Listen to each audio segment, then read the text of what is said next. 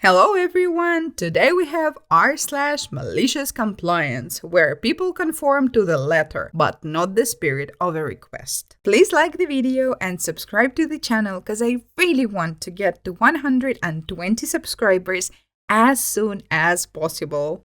Dig until you tell me to stop? Sure thing, pops. This happened back when the Earth was young and MTV still played music videos in the ancient age known as 1997. I was 13 and spending yet another weekend helping my dad with yard work and home improvement projects.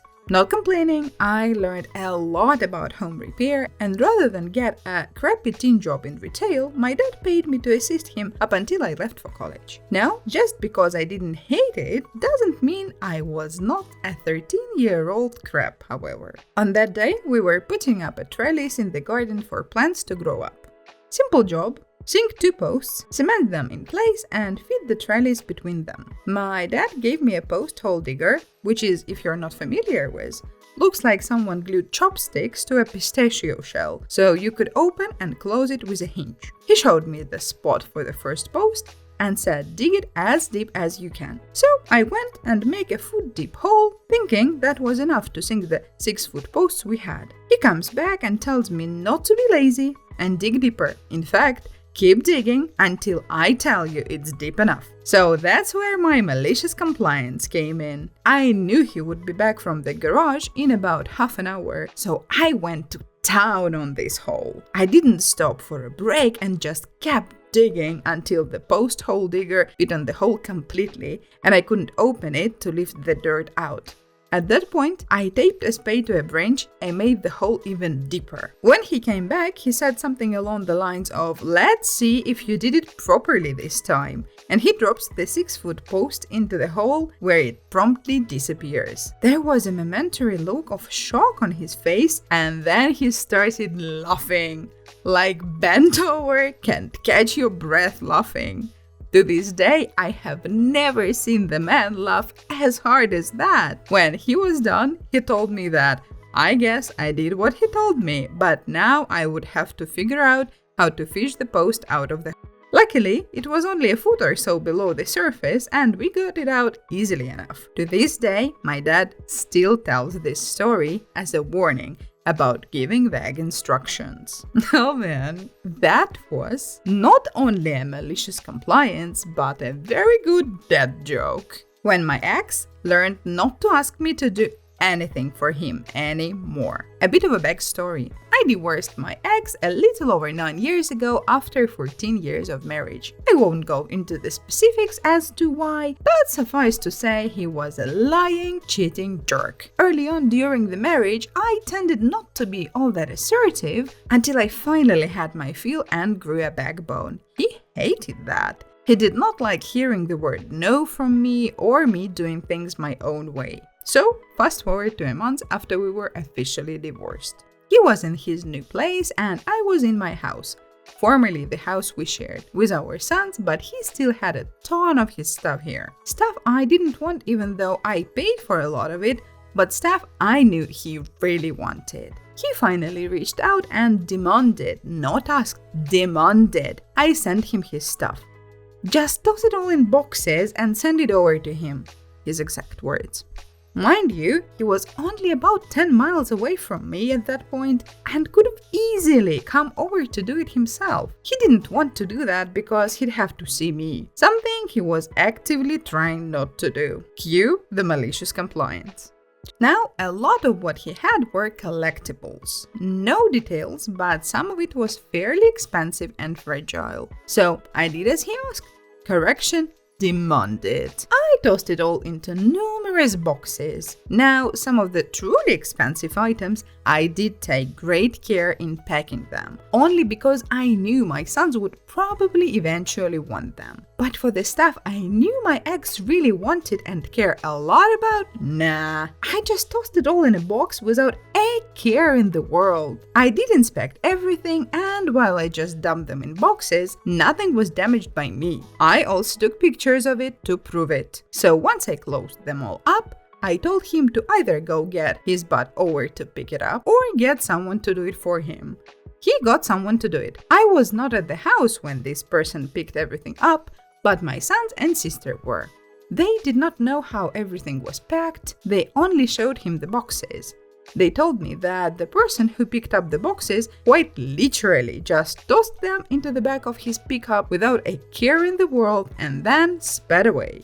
Later that night, I got a call from my ex who started calling me a bee for destroying all his stuff. I told him that everything was fine before I closed the boxes up and I had proof of it. I then said maybe next time be a bit nicer to me when making requests and reminded him that he demanded that I toss it all in boxes, but he didn't tell me to be gentle.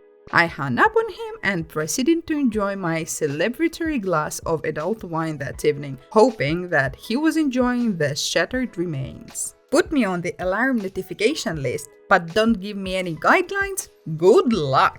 My employer was a medium-sized business, approximately 50 employees at the time, and I happened to live right across the street, about 3/4 of a mile from our office. Shortly after I started working there, they asked me if I would mind being listed as a contact for the burglar alarm, since all of the facilities and administration people lived pretty far away and I was right across the street. They said anytime the burglar alarm goes off, someone has to drive over to meet the police. Don't ask me why, I don't really understand the policy.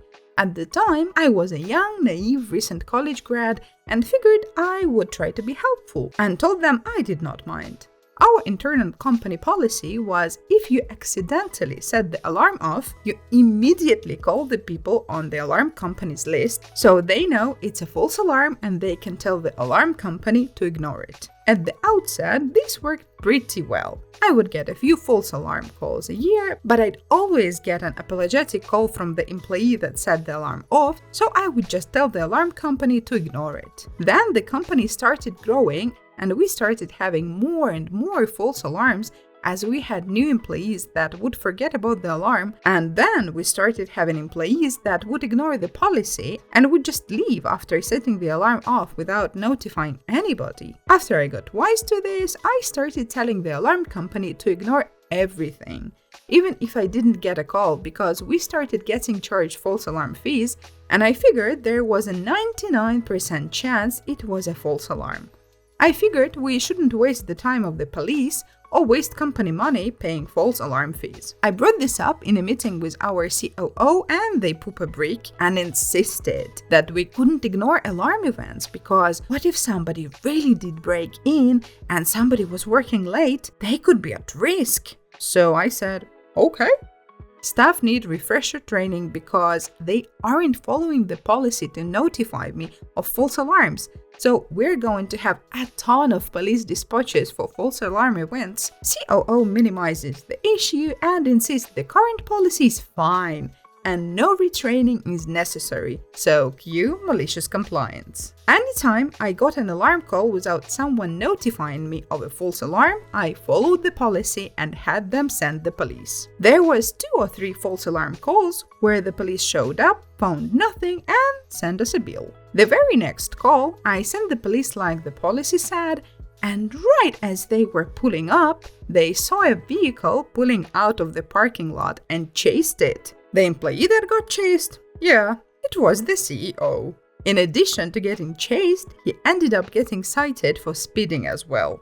The next day, COO tries to pin this on me like it's somehow my fault, to which I reply, I just followed the policy you gave me.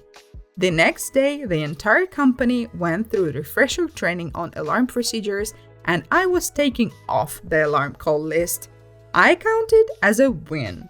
Treat your employees like garbage? Enjoy an extra 100 emails a day. I'm finally leaving my toxic job for a better opportunity. My narcissistic boss treats everyone under her like crap and is generally rude, condescending, and miserable to work for. We work in a field where we are constantly bombarded by salespeople, many of whom are extremely persistent and borderline rude. I sometimes get over 100 emails a day from such salespeople, not to mention phone calls, but I have specific rules set up in my Outlook so that they mostly go straight to my junk folder. My boss is not so good at Outlook or technology in general, so she doesn't know how to do this. She would often scream at me to find emails for her, because somehow she could not even figure out how the search function worked. When I resigned, she told me to notify every representative I am regularly in contact with that I am leaving and that she is the new point of contact until they find a replacement for me. I've spent the last week providing each and every salesperson with her email and direct dial. Good luck getting rid of those! Please like the video, subscribe to the channel. You can also watch that awesome video or this awesome playlist. See you next time!